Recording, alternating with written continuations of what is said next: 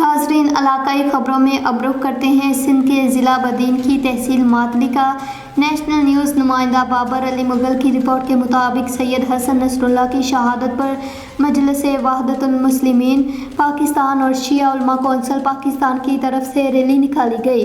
Rally इमाम बारगाह हुसैनिया मातली से निकली। रैली के शुरका ने हाथों में अपनी अपनी तंजीमों के परचम उठाए हुए थे।